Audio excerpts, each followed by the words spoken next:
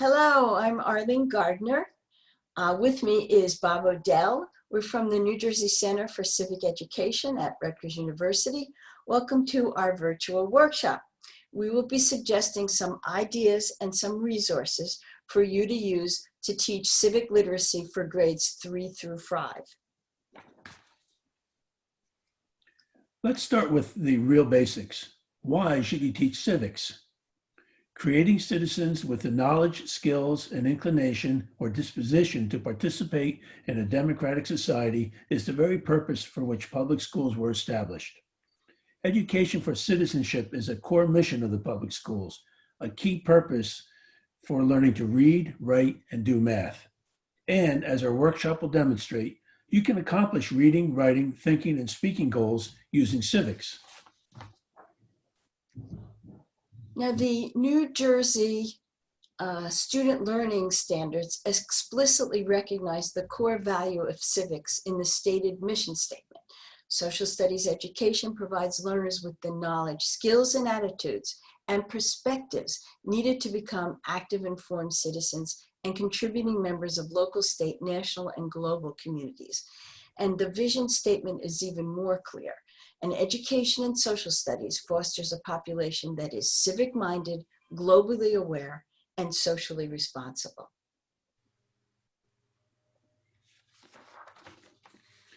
In June 2020, the New Jersey State Board of Education adopted new social studies standards, which are supposed to be fully implemented by September 2022. The new standards have many more detailed performance expectations for civics in grade 5 than they had previously, and they are much more focused on active student engagement using technology and investigating issues. It looks like a very long list, but much of the content and skills in the performance expectations can be taught together. The 6.3 standards ask for your students to be actively involved in addressing public policy issues that include topics such as climate change, global issues, and economic issues. In addition to specific social studies performance expectations, there are mandates to teach about New Jersey, the Amistad mandate to teach African American history, and the Holocaust mandate to teach students to recognize and address prejudice and discrimination. Now, we've aggregated all of these many performance expectations into basically 13 core civics concepts: authority, responsibility, fairness, constitutional government, representative democracy, separation of powers, federalism, rules, laws, and procedures, human rights, community, common good, problem solving or decision making, and public policy making. So how can we develop informed, engaged citizens for a democratic society? By teaching knowledge of history, government, political philosophy, which help provide competence and confidence, the skills for citizenship to provide competence and commitment to civic participation, and the attitudes, beliefs, or dispositions to create a commitment to a civil society. So it's not just knowledge about the 3 branches of government, but also instructional strategies that involve students in doing civics. It's about learning how to engage with others and to participate in the community. Now, there aren't really a huge number of materials available for teaching civics in grades 3 through 5. We're going to focus on primarily these top 4. Foundations of Democracy is a series of student activity books developed by the Center for Civic Education in California for primary, elementary, middle, and high school that focus on the basic concepts of authority, responsibility, justice, and privacy. We the People, the Citizen, and the Constitution is also developed by the Center for Civic Ed. The materials integrate U.S. history, civics, law, government, and citizenship. We the People, the Citizen, and Democracy is the newest resource by the Center for Civic Education, and it's specifically developed for grades 3 through 5 and has a lot of cartoons to use. Project Citizen helps you guide your students through a project to identify a local or state problem, do the research, develop and implement a public policy solution. In addition, our center, the New Jersey Center for Civic Education, has online lessons about New Jersey history and government. And here and there, we are suggesting that you might want to have your kids involved with some of the iCivics games. The games alone are not sufficient, although they're a lot of fun for the kids, but put together with some of the background from these other materials, it works quite well. Let's begin with a very basic question. Why government?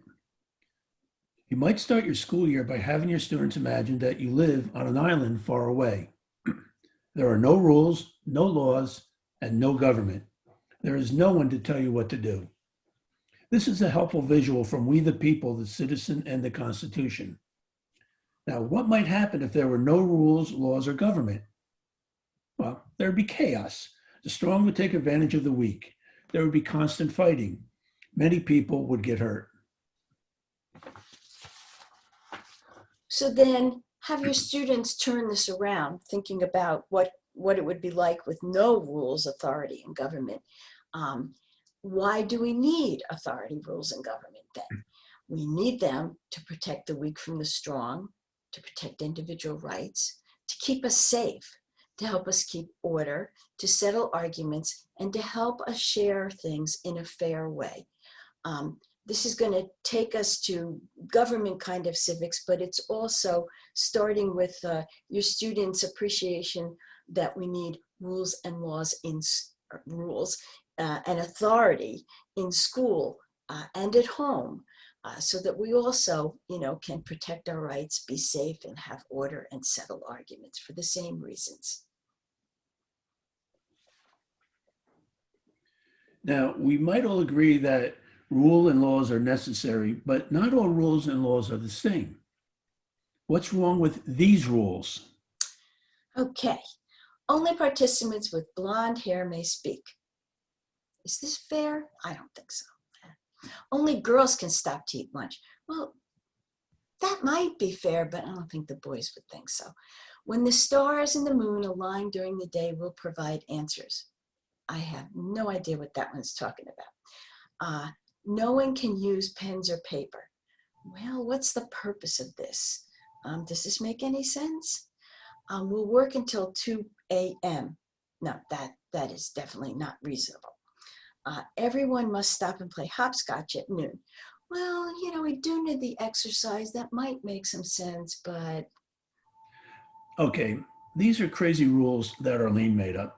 So what do you need for a good rule or law? A good rule or law should be fair, clear, possible to follow, enforceable, consistent with constitutionally guaranteed individual rights, flexible, and have a good purpose. So my silly laws or rules were just to show the opposite of that. And I think the kids would appreciate, that you need fairness. It needs to be clear, it needs to be flexible, and it needs to have a reasonable purpose. You might use a short lesson when you start your school year. Have the students help you set the class rules. I know a number of teachers have been doing this with great success. Believe it or not, the kids then have a buy-in. They may come up with crazy rules, in which case you can have a discussion like Bob and I just had, or they might come up with things that are perfectly reasonable. In any case, it's a great opportunity to discuss what makes a good rule.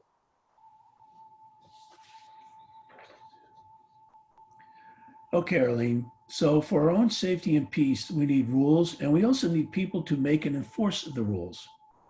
That is, people with authority. We can try to understand the concept of authority a little better using some student activities from Foundations of Democracy. What is authority? What is the difference between power and authority? Okay, so they each have power. Power is the ability to control or direct someone or something. But when you have authority, authority includes the power combined with the right to use it. Let's look at some examples. Okay, so is it power or authority? So if a thief robs you at gunpoint, is that power or authority? Clearly, that's not authority. The thief has no right to point a gun at you or try to rob you. How about if a parent tells her children to brush their teeth? Okay, now a parent clearly has the authority to tell his or her children what to do for their safety and health. Okay, how about a teacher assigning homework to his or her students? Yeah, now clearly the teacher has the authority to do that. Otherwise, it would be really hard. We'd have to do absolutely everything in school.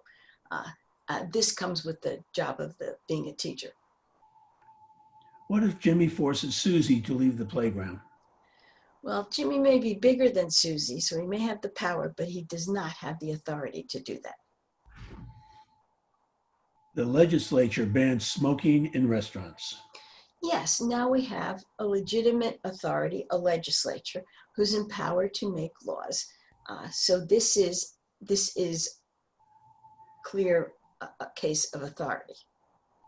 And would these examples help your students understand why some people have the authority to tell them what to do, but others don't? Or you may want to come up with your own examples. So Bob, where does the right to exercise authority come from? Well, from several sources. Custom, kings, parents, or an usher telling people to stand in line. Rules and laws, such as you might hear from the teacher, school principal, or the police. Morality, such as from religious leaders. And consent, we vote and determine and agree upon which rules. Okay, so a job can give you authority, but we see that teachers, police officers, parents, even lifeguards have authority to tell people what to do. I guess it's partially based on rules and laws, and partially based on their jobs. This is an activity. All of this comes from Foundations of Democracy.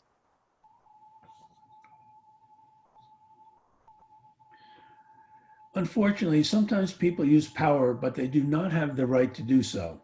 So, how does a bully make others do what he or she wants? Right, like we saw Jimmy with Susie in the playground. A bully uses power, force, fear, peer pressure. Peer pressure and fear, these might just equal intimidation, or consent, which is probably based on intimidation. What can you do to stop a bully? Okay, speak up. I mean, the bully's intimidating you, you got to have the nerve to speak up. Tell someone in authority. Fight back verbally. We're not encouraging fistfights here. I guess it's sort of the same as speaking up. Fight back with words. Get others to support you if it happens to be something with peer pressure. Understanding the sources and purposes of authority can help your students appreciate that a bully has no authority.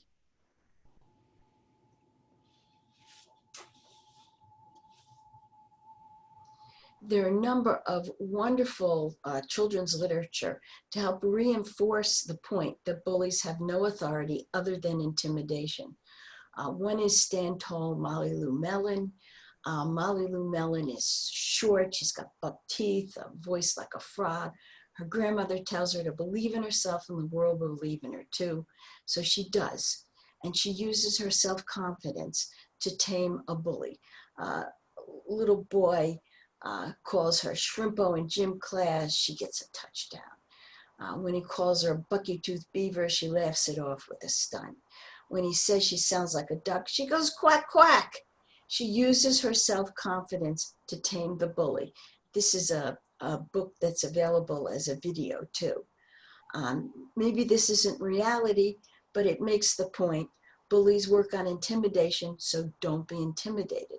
Another book, Bullies Never Win, makes the same point with a different kind of bully, a girl who tries to ostracize this worrywart Jessica until she finally stands up to her.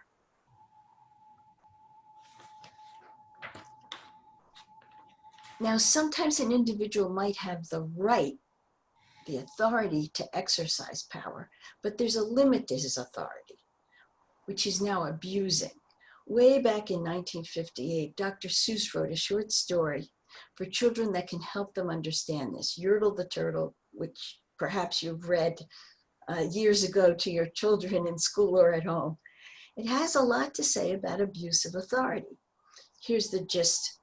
Yertle the Turtle is king of the pond on the island of Salamasan. He wants to see higher. So he has several turtles climb on each other's backs so that he can climb on top. This is Yertle at the top there, Yertle the king. Mac, the plain little turtle at the bottom, complains of pains in his back and shoulders. King Yertle yells him to be quiet. I'm king and you're only a turtle named Mac. And adds yet more turtles and more turtles until, this is the part the kids really like, Mac burps and all the turtles, including King Yertle, fall down. Yertle is now king of the mud. And the story ends with, the turtles are free as, quote, turtles and maybe all creatures should be. I just love this story. So now let's apply some of what we learned about authority to history, starting with understanding the North American British colonies. You may have some of this background information in a U.S. history textbook, or it is included in We the People, the Citizen and the Constitution materials. A colony is a territory or area ruled by another country. The British colonies in North America covered a large area.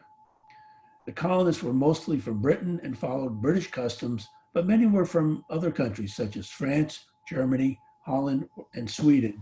And 20% of the population were enslaved people from Africa.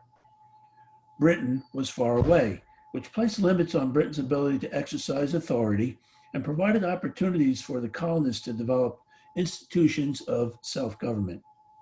To help your students appreciate life in the colonies, you might be interested in activities about colonial New Jersey that we have on our website at civiced.rutgers.edu.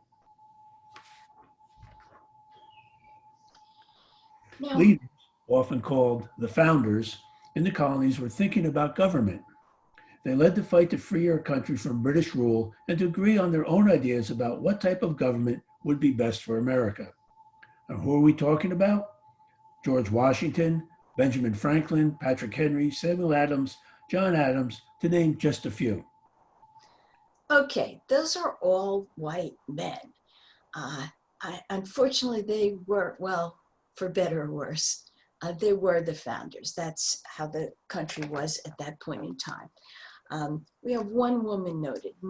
Mercy Otis Warren is a political writer and propagandist of the American Revolution. She was pushing for revolution. During the years before the Revolution, Warren published poems and plays that attacked royal authority in Massachusetts and urged colonists to resist British infringement on colonial rights and liberties. Why do you think there were so few female founders? Well, in the 18th century, topics such as politics and war were thought to be the province of men. Few women had the education or training to write about such matters. And one other female founder you may want to look at is Abigail Adams, although she exercised a very strong influence through her writings to her husband, John. A strong-willed woman. Very much so. So the colonists were getting unhappy with Britain's efforts to limit where they could move. The proclamation line prohibited the colonists from settling west of the Appalachian Mountains, how they could ship their goods only to Britain, and British efforts to have them pay taxes. They were thinking about government and how it should work. Their ideas were primarily based on the thinking of John Locke. Locke had posited a world without government, much as we just did a few minutes ago, and saw that people had certain natural rights to life, liberty, and property. Locke concluded that the purpose of government is to protect people and their rights, much as we concluded. Individuals agree to give up the right to do anything they please in return for the security provided by government. This he called a social contract.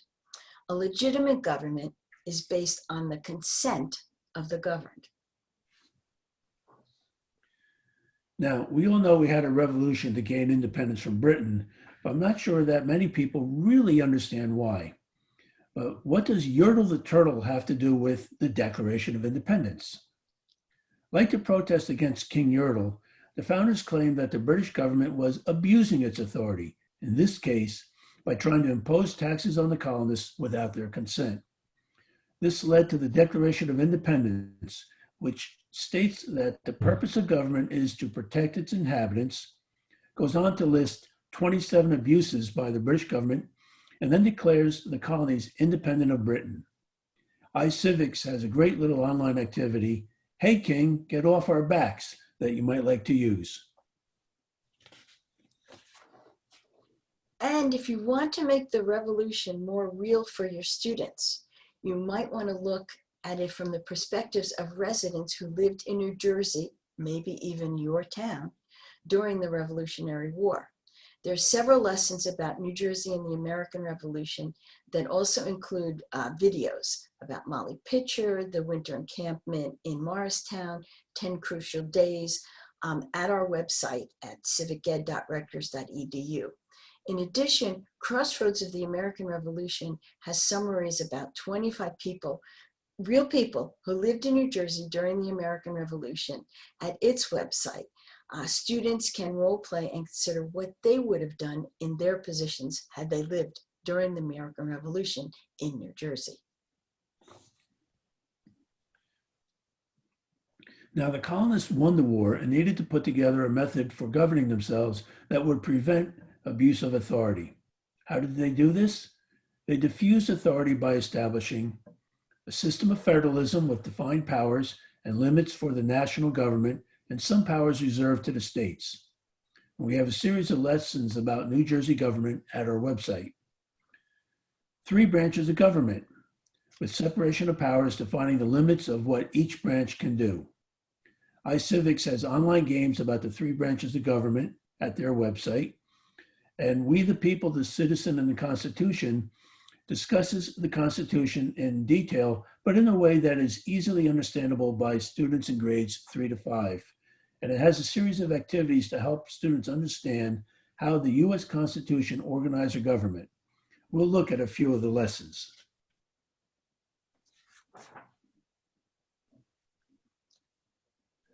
The Constitution aimed to prevent abuse of authority by dispersing it among various levels of government, federalism, and limiting the scope of authority of the 3 branches of government, which could provide checks and balances against each other. The 3 branches of government function at the national, state, and local levels. Legislatures make laws. Executives carry out and enforce laws, whether it is the President of the United States, the Governor of New Jersey, or the mayor of your town. The judiciary settles disagreements about laws in federal courts, state courts, and municipal courts.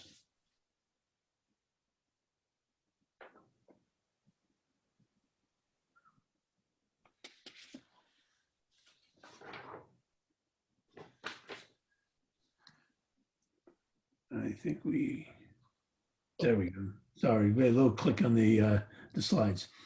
In the federated system of government created by the just US did this. Constitution. Did we just do this one? Yep, we did. Okay, then we Go to the next one and I'll pick it up, okay? Okay. Next page. Yes, in the federated system of government created by the US Constitution, some powers were delegated to the national government, some to the state, and some kept by the people. But the Constitution makes clear that the laws of the US, the national government, are supreme. So what is the source of state powers and what rights do the people retain? The 10th Amendment, which the Anti-Federalists insisted we needed these amendments. The 10th Amendment provides that the powers not delegated to the US by the Constitution nor prohibited by it to the states are reserved to the states respectively or to the people. Now, the states basically have police powers for safety to protect people. Remember, safety, which is a broad term, is one of the main purposes of government. The Ninth Amendment also makes clear that people retain powers. The enumeration of certain rights should not be construed to deny or disparage any retained by the people. We don't think much about this, but individuals retain a lot of rights here, a lot of personal rights. We each have the right to decide our own political ideas, what religion we want to follow, where we want to live, which people we want to see, what we want to do. This was not always the case in monarchies where the king decided what religion you would follow. So there's actually a lot packed into that Ninth and 10th Amendments, which we don't think about that much.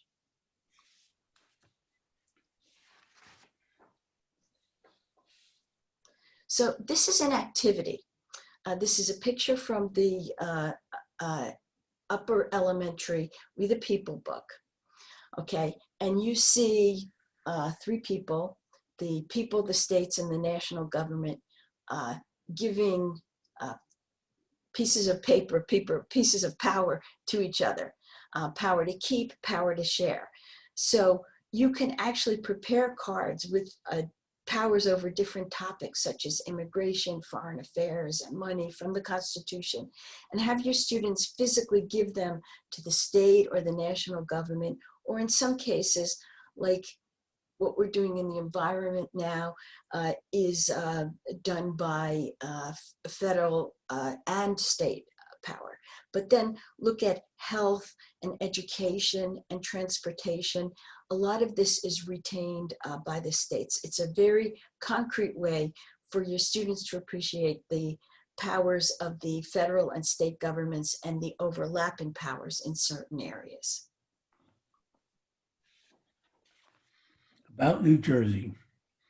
As part of the celebration of the 350th anniversary of the founding of New Jersey in 1664, when the British won the war against the Dutch and gained the land between the Hudson and the Delaware, the New Jersey Center for Civic Education received a small grant from the New Jersey Historical Commission to collect, create, and disseminate classroom lessons about the people, places, and events that shaped the development of the state, and to place historical events and sites in New Jersey into the broader context of United States and world history.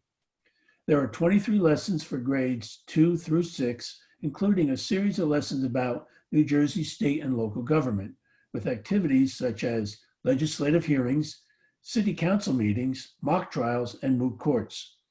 There are also activities regarding New Jersey history and geography, from lighthouses, canals, and railroads to the Underground Railroad and immigration.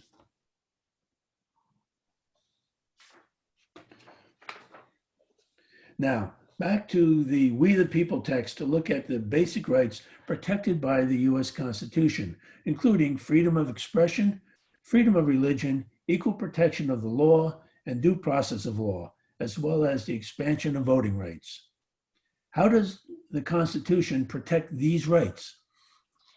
Now, we actually don't have the time to look in detail at all of these. We're just going to do some examples, but they're all protected by prohibiting Congress, meaning the federal government. And this prohibition's been expanded by the 14th Amendment to also include state and local government, prohibiting them from passing a law, for example, abridging, interfering with the right of freedom of speech, of the press, or the right of people to peaceably assemble or to petition the government. It's a sort of a negative right by limiting what the government can do.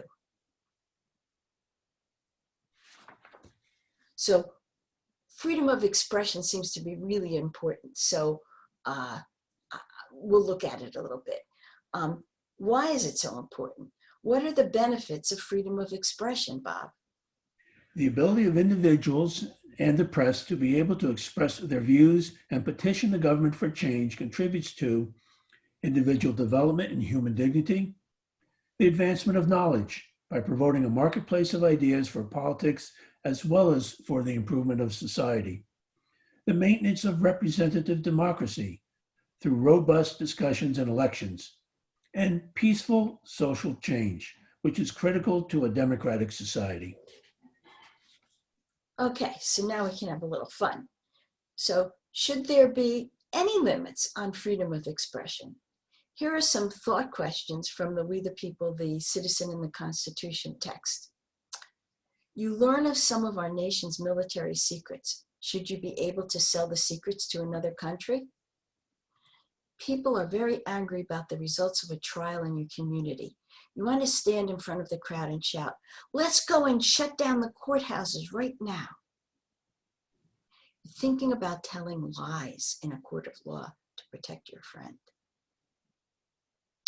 You want to use a loudspeaker in the middle of the night in your quite quiet neighborhood. A parent goes into a kindergarten class and starts swearing. You think that someone you work with is a bad person, so you tell lies about her that harm her reputation. You cause her to lose her job. So, what do you think? What do you think your students would say? Should freedom of expression ever be limited? And if so, when? So looking at these examples, the US Supreme Court has actually looked at most of these examples or something similar, and they have actually limited free speech in the following circumstances: to protect the public safety from an imminent threat, you saw that there; to limit the time, place, and manner of speech, not a loudspeaker in the middle of the night in a residential neighborhood; to protect national security. If it's libel or slanders, if you lie about a person, this is not protected free speech. Pornography is not protected free speech. Commercial speech is not protected. You might ask your students, do you agree with these decisions? Do you think that in a time of terrorism, free speech should be limited more for our protection? What about providing misleading information during a pandemic?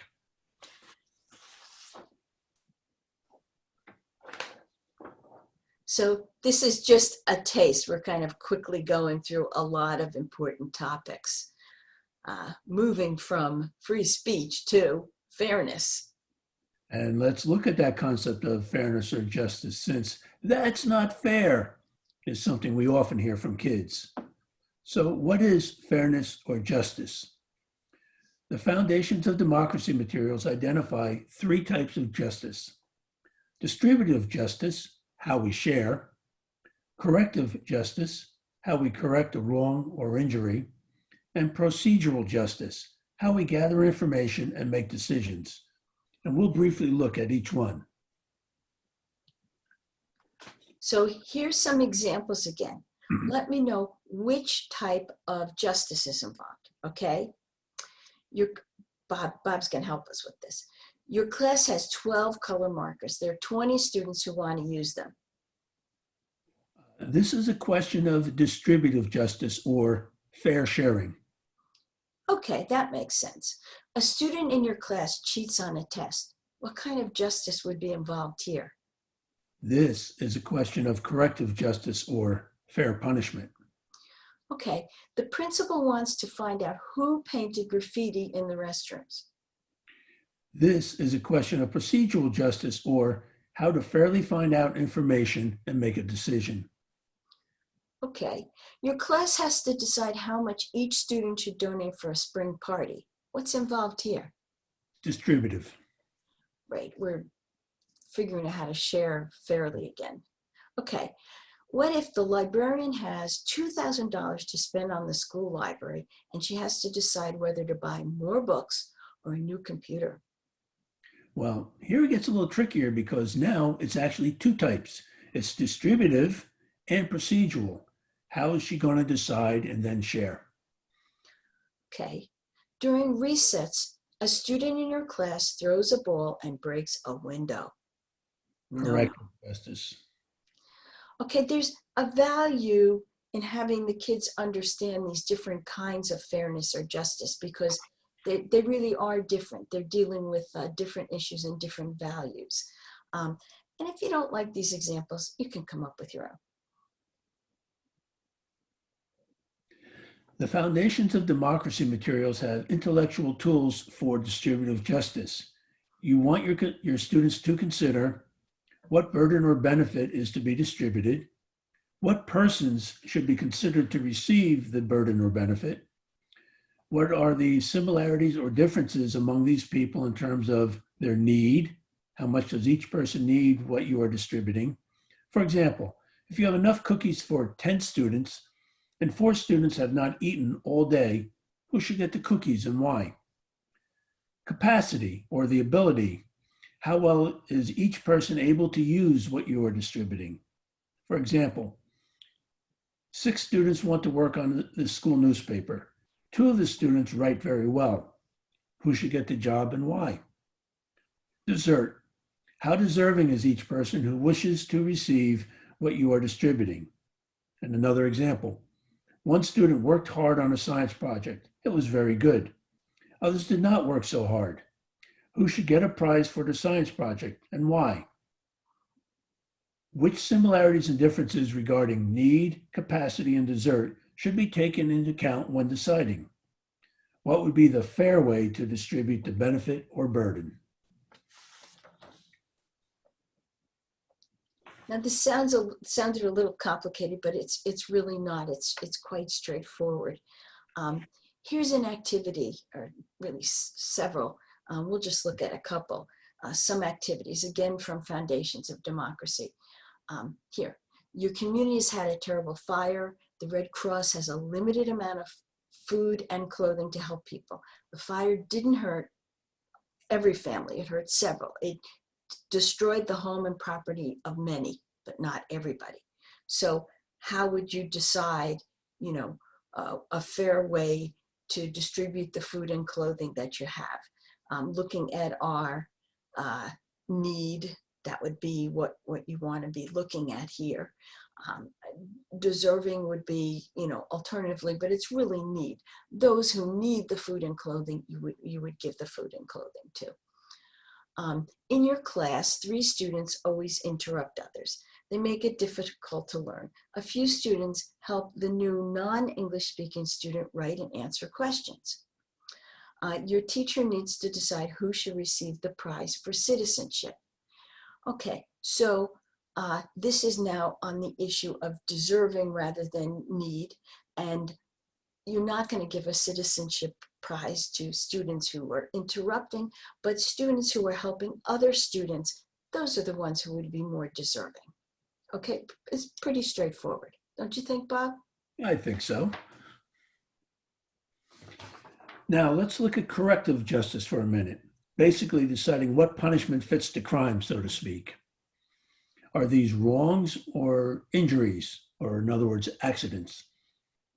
3 teenagers assaulted Mrs. Samuels. They stole her purse. Mrs. Samuels broke her arm in the fall. Jake extorted money from Ryan. Juliet dropped Paula's pot. The pot broke into several pieces. Now, you can see that Jake is extorting money. This is an intentional wrong, whereas Juliet dropping Paula's pot, we assume is not intentional, it's an accident. So why is the difference between a wrong and an accident or injury important? You'll see that really our system of criminal justice is really based on this. An injury is intentional and really needs to be punished, whereas an accident without intent to harm anybody is not the same unless it's foreseeable, and maybe someone should pay for the damage from the accident, but it's not a crime. They don't need to be punished. So here's actually it's a fun activity that uses a lot of pieces that we've looked at before. George and Dan Brown, who are 7 and 8 years old, are playing in Mr. Delliger's garage. They make a fire in a small barbecue grill. The fire gets caught onto nearby canvas and ends up causing damage to the house and the garage. Okay, now we've looked at this, and clearly they didn't intend to do this, but we want to look at the whole thing. Here's a really fun way to do it. So you can have 3 groups in your class. The judges, the attorneys for Mr. Dellinger, and the attorneys for the Browns. This is pretty close to real life. Provide rules for the hearing, have the 3 groups prepare. You could also have simultaneous mini court hearings with 1 student from each group. So you'll have lots of little mini court hearings. In either case, you have the judges announce their decisions and explain their reasons. How would this be different if the fire had been set intentionally? You know, who knows what they're going to argue, but I assume they're going to argue it's an accident. But just so they can really see the difference, asking that after they've done the activity is very good and thought-provoking. Probably the most important part of fairness or justice is having fair processes, often called procedural due process. What is the right to due process? What are fair procedures? Why are due process rights important in daily life?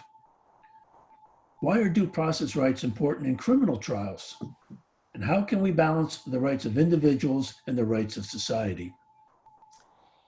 Bob, I'm so glad that you asked, because fair procedures are really essential. They're essential to the protection of individual rights, and they're actually also essential to the concept of a limited government. The government can't just do everything. They have to have fair procedures. So, in balancing the rights of the individuals and the right of society to be safe, the potential severity of the consequences are considered. So, for example, if you may potentially lose your liberty and go to jail, your procedural due process rights are much greater than if you're a student, for example, who's been suspended for a day because of getting into a fight. A potential jail term would require a lawyer, a trial, and the opportunity to cross-examine, where a suspension would require notice and a hearing. At its minimum, a fair procedure requires notice that you know that you've been charged about something, and a hearing, the opportunity to defend yourself. Okay, and now another important topic. What is a citizen? Who should be a citizen? This has become a much more controversial topic today than it has been for years. There are lessons about immigration on New Jersey on our website. Okay, who is a citizen is pretty straightforward. Someone born in the US or to parents born in the US, or someone who was born elsewhere but is at least 18 years old, was lawfully admitted to the US, has resided in the US for at least 5 years, and has become a naturalized citizen by passing a test on the Constitution and history of the United States. Now, I have this term resident. A resident is anyone who lives here, okay? Resident aliens, not from Mars, not aliens from Mars. Resident aliens are people who live in the US but came from another country and have not become naturalized citizens. Either they're not old enough, they haven't taken the exam, they weren't lawfully admitted here. There's reasons. The national government is supposed to protect the rights of all people who live in the US, even if they're not citizens. But resident aliens don't have all of the rights that citizens have. Citizens have voting rights, jury, we call it duty, but the ability to be on a jury is really a right, and the right to run for public office. But now, residents, even alien residents, just like citizens, must obey the laws.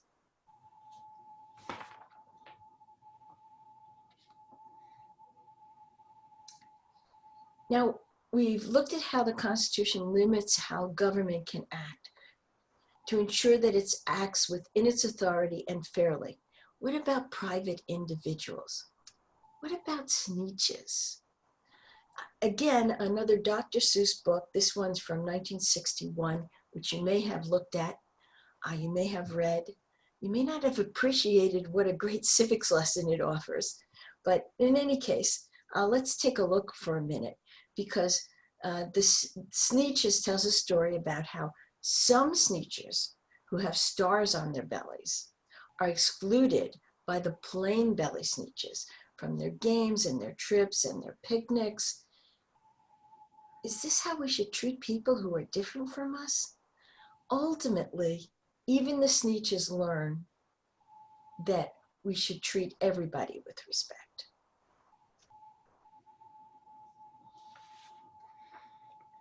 All this comes together in the choices that we make.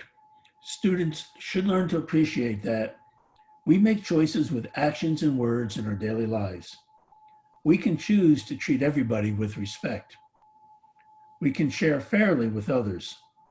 We can appreciate differences, and we can treat others the way we would like to be treated.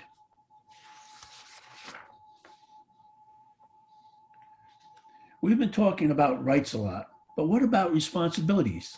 Let's look at the concept of responsibility. What is responsibility? Well, Bob, responsibility is simply a duty to do something or to behave in a certain way. Sometimes it's a duty not to do something bad, and not to behave in a certain way, a bad way. Everyone has things they ought to do or things they should refrain from doing. And again, Foundations of Democracy has a series of lessons on this. We'll look at a little bit.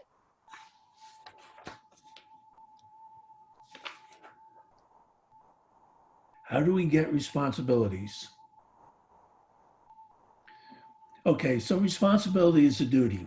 It is something we ought to do. And how do we get responsibilities?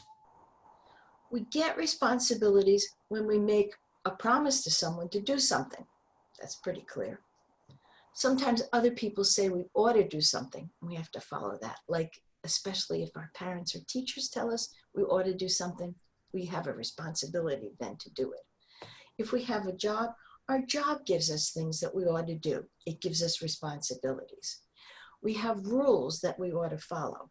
The rules give us responsibilities. And we basically have beliefs about right and wrong ways to act, and these are responsibilities too. And you might ask your students for some examples like doing homework, cleaning their room, putting toys away, feeding a pet, or other chores assigned by a parent or teacher. And we might want to look at those responsibilities which are to refrain from doing things. Some examples might be respecting the feelings of others or telling the truth. Okay, what are some benefits and costs of responsibility? Okay, well, think about it. When you carry out your responsibilities, good things happen. When you do your homework, you learn and you feel proud of your work. But when you don't carry out your responsibilities, other things happen. Bad things usually. You don't learn, you don't feel proud of yourself. This is, directly from this book, which is really written. We know we're dealing with adults. It's written for you to use with students in grades 3 through 5. The Foundations of Democracy Upper Elementary book has a wonderful little lesson about responsibility featuring Harriet Tubman, who was born into slavery in Maryland before the Civil War but escaped. She believed that slavery was wrong.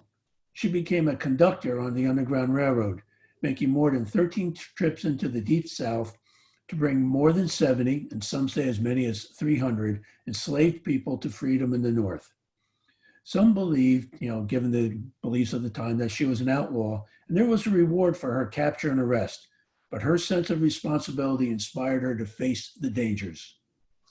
In addition to a great history lesson about an exceedingly brave woman, Harriet Tubman's story lets children consider the costs and the benefits of the responsibilities that she undertook. What were the costs? She could have been killed on any one of these trips. What were the benefits for herself and others? Hundreds of people were taken from slavery to the North because of her efforts. So, this was her balancing. And this happens all the time where you actually have to balance the cost and benefits of the responsibilities.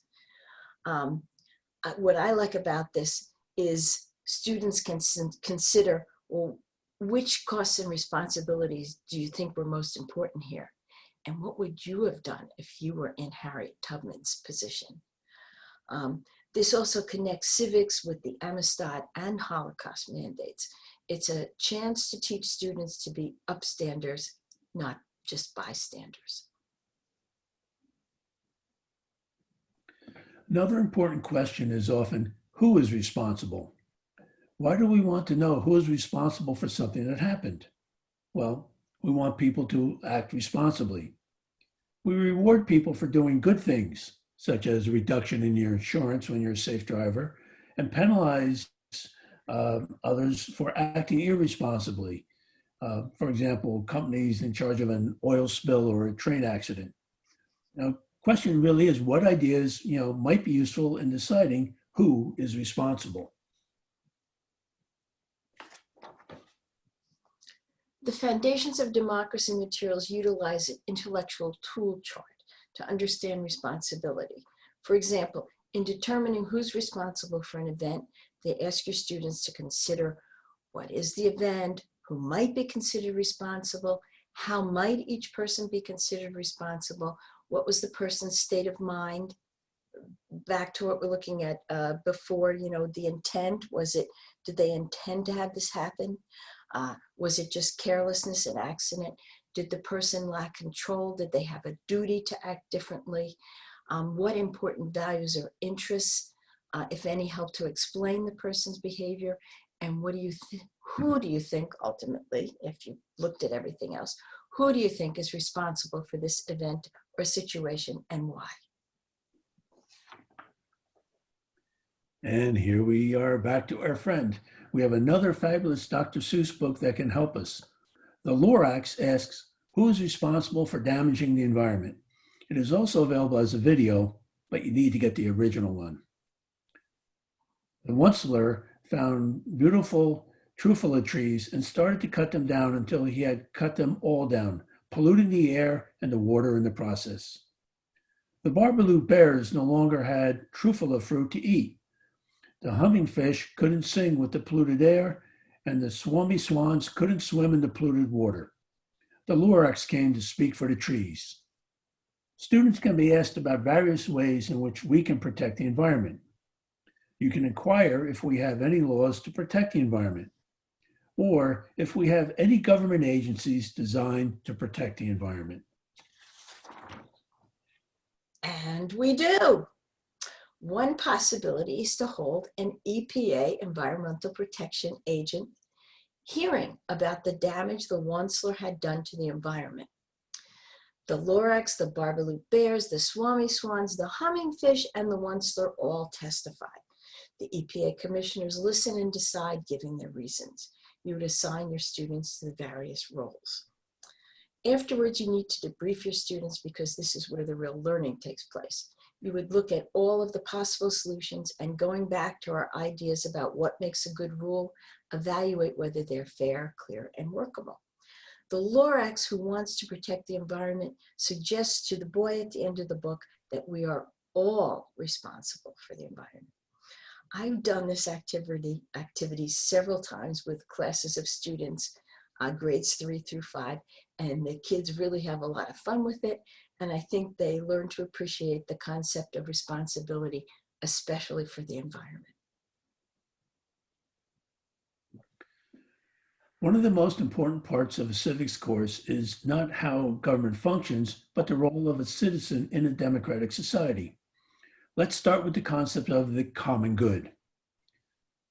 The common good means acting to the benefit or interest of all rather than one's own selfish interest. For example, sometimes an individual's or corporation's use of his or her private property may be contrary to the environmental needs, air, water, transportation, safety, that affect all members of the community and requires a decision for the common good. So how do we decide what's for the common good? Well, in a democratic society, we often vote for candidates whose views on the common good we support. Okay, but in addition to voting, does a good citizen have a responsibility to try to improve the lives of people who need help? Why is it necessary that a citizen balance his or her self-interest with the common good? Well, yes, we live together as a community. The coronavirus has shown this better than anything else. Citizens working together for the common good is sometimes the only way to make change.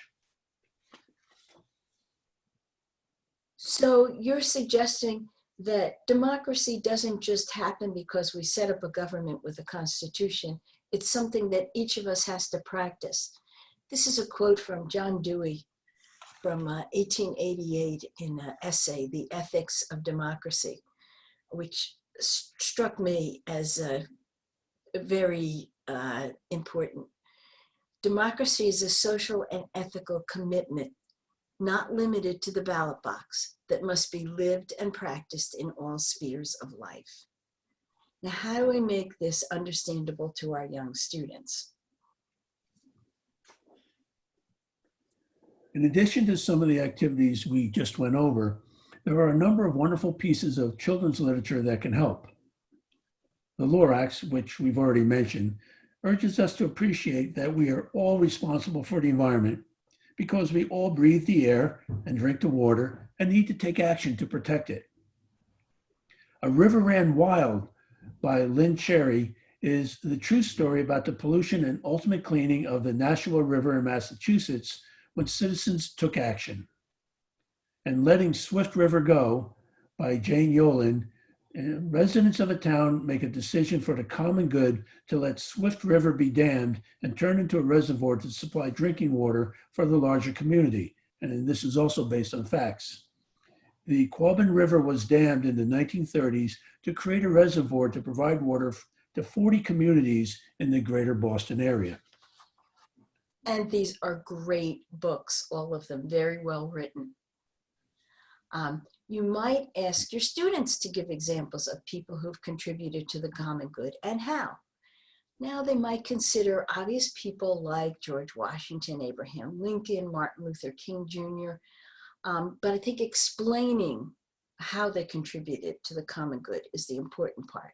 Or asking about people they know in their lives, in their family, at school, in their neighborhood or town that have contributed to the common good. Or ask your students how they can contribute to the common good of the school, family, neighborhood, or town. The First Amendment right to petition was written for citizens and not for lobbyists, and we the citizens should be holding our elected officials accountable for their actions through letters, emails, and petitions. You may want to ask your students to identify a problem in your community that they would like to try to solve and bring to the attention of the appropriate governmental entity or individual as Standard 6.3 urges. Now, Project Citizen is a public policy process-based program to help you guide your students through the process of identifying a local problem and the solution. In the process of doing this, students learn about the political process and develop a commitment to active citizenship. It will help your students understand public policy and the role of the citizen. It provides students with the knowledge and skills required for effective citizenship participation, research, critical thinking, collaboration, writing, and public speaking.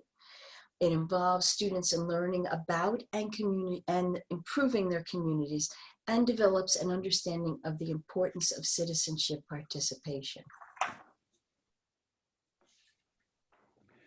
Project Citizen will help you guide your students through the process of selecting issues, doing the research, identifying possible solutions, selecting the best solution, and bringing it to the appropriate governmental body.